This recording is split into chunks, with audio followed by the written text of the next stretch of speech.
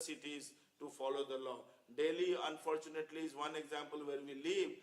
They have been trying to elude the law, and just yesterday the Delhi High Court has given a very strict warning to the Delhi government that you implement this law very strictly. So if this law is implemented, and in cities which have been implemented, so the city has a city development plan for vendors, where vending zones are identified, vendors are surveyed, and vendors are designated to those vending zones with earmarked spots, and vendors can sell their things there, and they get a certificate of registration, and they pay a monthly fee to the municipality. So very systematically where it is happened. Now who decides the vending zone? Who decides how the survey will be done? So we came out with a new solution. It's called the town vending committee. So every city has a mandatory town vending committee which has 40% representation from vendors, 10% from the unions, and 50% from police, and the municipal commissioner heads that town vending committee. So more than 200 cities have set up these town vending committees in India, and these town vending committees are deciding about vending zone, about survey, and the vendors are being settled according to the decision of the town vending committee. So the law says that no decision regarding street vending can be taken by the local government without decision of the town vending committee. So the commissioner cannot decide on his or her own. The commissioner has to get the decision from the town vending committee. So it is a very empowering committee, and vendors are there, so they quarrel and they fight, and then they get the areas as per their choice in the town vending committee. These are some of the photographs of the vendors movement, and you can see the newspaper. So a lot of newspapers carry that the vendors are getting legal shield. So those who were earlier declared illegal, or they were chaos, so it is not now free. There are designated places where you have to be there. So, and in places where like the government Ministry of Urban Development was not listening to us in helping to implement the law, so we did a postcard campaign. So vendors from all over India wrote to the Prime Minister saying that the ministry is not looking after implementation of the law. Then this minister was changed by the government after this postcard campaign.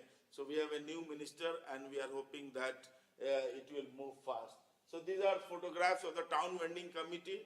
So the town vending committee members are elected from the vendors. So that also becomes a local news, and the vendor leadership gets celebrated. They become recognized.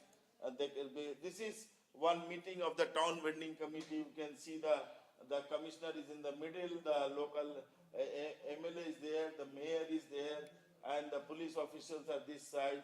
The vendors are on that side. So the town vending committee decides about the vending zones in the city. And so we are invited by local governments or by state governments to help them set up this kind of projects. They also give money to us. They give consultation fees to us, and this is how NASWI is able to maintain its finances. So these are the examples of how they identify the vending zones, the measurement of the vending zones that is being done. These are the kind of identity cards which vendors are being given across India. They are just example of the, like in one municipality they said that we will give jointly. So you also certify the vendors. So we agreed, so no problem. So the Municipal Corporation of Gurgaon and then the NASWI, so both are giving them joining. So one of the major thing which we do is that if the vendors are threatened or if they are in crisis, we provide them support so that they don't. It so happened in 2005 that there were 3 incidents in 3 different cities, and the vendors went on strike but the municipal corporation didn't listen to them. So they committed self-immolation. So there were 3 cases of self-immolation in just 1 year. And then we decided that our first priority should be that whoever is in trouble, we need to help them through various channels. So whenever there is some problem with any area in India, we rush to them and we provide support to the vendors in crisis, so that, and after that, fortunately, no such incident has, no such. So as I was saying, that we also go to the courts. So we have a list of pro bono lawyers across the country, and we take help of the pro bono lawyers to support we publish an annual report which is very popular. So all the governments want to know that what is the status of street vending, because of the large number and because they're very vocal. So our annual report is very sought after. And this is the international which he was talking. So I'm secretary of StreetNet International. Lorraine is the president. And so together we are trying to, Caesar is also on the board. And so there's a large community of street vendors and their representatives that have emerged across the country, across the globe. And Asia, for example, the region from which we come, has large number of street vendors. And as you know, everywhere, even in India, there is so much fear that the economy is on the downturn.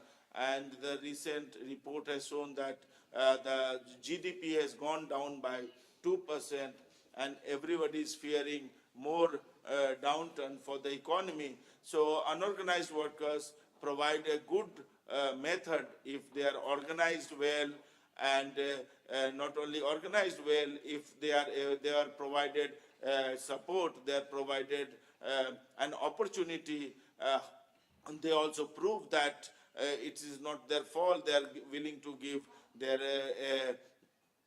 time, because they work for so many hours and they do a lot of physical labor, but because they are not provided equality of opportunity, they suffer. So our effort is that we should create structures, like I was mentioning, that whether they are in the form of welfare boards, or whether there are negotiation instruments, or there are social enterprises, we should create structures whereby these unorganized workers, the leadership is developed and they are able to participate for their own well-being and for their own growth. Because whatever examples I have given you, I've seen that if the vendor, for example, street vendor, is not harassed for 10 years, is allowed to do his or her business without disturbance, without harassment, without extortion of money, then that person is able to buy his or her house, that person is able to educate the family, and that person is able to take care of many of the things. So what we are trying to advocate in India is that such category of people who put in so much of labor suffer mainly because the structural inequalities in the society, and so the government should be able to create such structures whereby their full potential is realized and they are able to lead a very qualitatively different life. Thank you very much.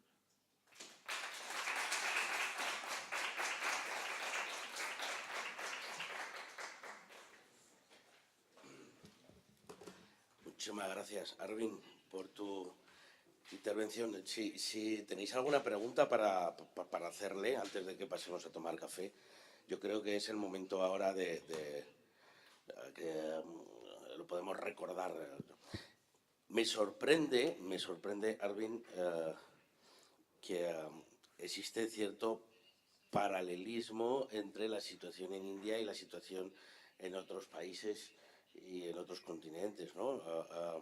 Es cierto que nosotros como organización nacimos también porque vimos que dentro de nuestro colectivo faltaba una voz y faltaba una organización para el colectivo de los trabajadores autónomos, que no se veía bien representado dentro de los sindicatos de clase, pero tampoco se veía bien representado en las organizaciones empresariales, ¿no? Entonces, sí es cierto que el primer paso que hicimos también fue el de organizar al colectivo.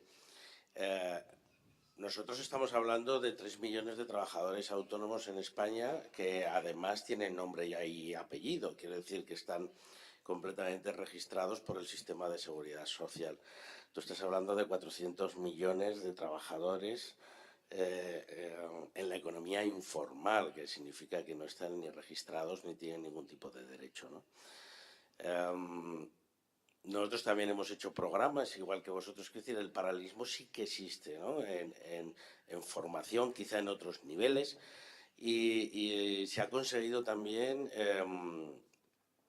que tengamos estos consejos y estos comités, tanto en el ámbito municipal como en el ámbito de la comunidad autónoma, que sí que toman ciertas decisiones y que yo creo que como interlocución con los órganos de gobierno son muy válidos. Ahora yo creo que nos falta dar más pasos, ¿no? Estamos en el paso del asesoramiento para que cualquier persona que quiera montar una actividad por cuenta propia pues pueda tener toda esa información, pero yo creo que nos faltan más pasos. Y yo creo que de lo que nos has contado pues vamos a aprender cómo continuar en la labor de defensa de los trabajadores autónomos en nuestro país. ¿Hay alguna pregunta para el ponente?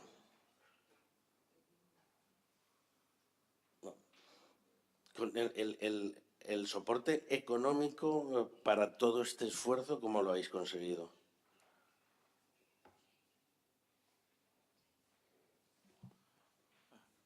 So, whenever we get a new idea that certain things have to be done, we try to look for some kind of grant from somewhere because it's a new idea and we cannot make the workers pay for that. And so it might be Government of India, it might be some trust, or it might be some foundation. And when we take that grant, we have a component of contribution in that. And so from the beginning, we have three very clear components. One is that we develop community leaders from among them who can take it forward. Second, we have a staff which remain committed to the project. And third, we have a revenue stream for that. So as I was saying that the cycle is generally 7 years. So it takes around 7 years. So might be some are fast, will take like 5 years. Some are slow, but 7 years is what the project is able to generate resource, and then that project is able to take it forward. So, and then we convert that project into an institution. So we do not just leave it when the projects end. That becomes an institution, and so it might be a cooperative, it might be an association, it might be a company, it might be a society, but then it takes it forward. And then that society, so for example, like street vendor example I was giving. So we began in Nidan, we began organizing street vendors. Then we started this project called NASVI, National Association of Street Vendors of India. And then gradually in 2003, we separated NASVI from Nidan. So NASVI is a separate body with separate governing body,